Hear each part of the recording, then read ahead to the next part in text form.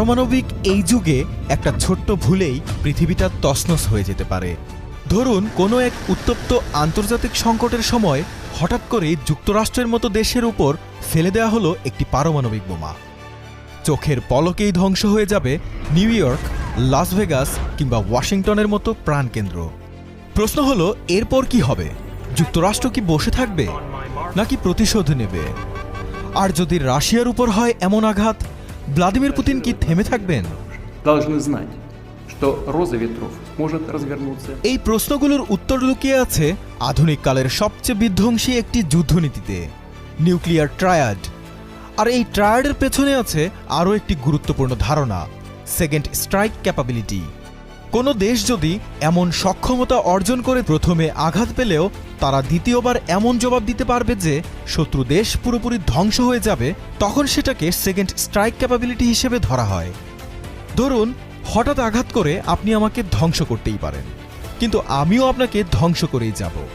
সেজন্য আমারও কিছু অস্ত্র এমন জায়গায় এমনভাবে লুকিয়ে রাখা আছে যেগুলো একসাথে ধ্বংস করা কারো পক্ষেই সম্ভব নয়। এই নিরাপত্তা বৃত্তই মূলত পারমাণবিক যুদ্ধকে ঠেকিয়ে রাখে, কারণ সবাই জানে কেউ আগে আঘাত করলে পরে ধ্বংস অনিবার্য।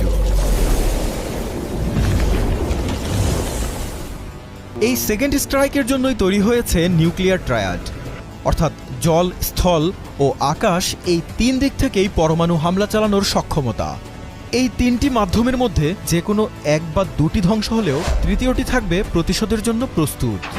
আর এই নিউক্লিয়ার ট্রায়াড সক্ষমতা আছে মাত্র তিনটি দেশের হাতে, যুক্তরাষ্ট্র, রাশিয়া এবং চীন।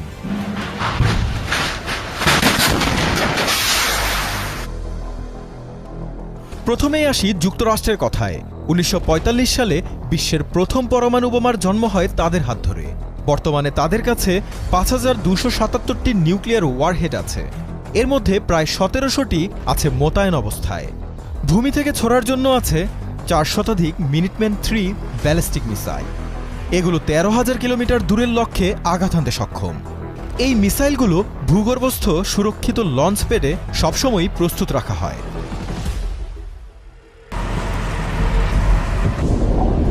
সমুদ্রের গভীর থেকে হামলা চালানোর জন্য যুক্তরাষ্ট্রের আছে 18টি ওয়াহাইও ক্লাস সাবমেরিন।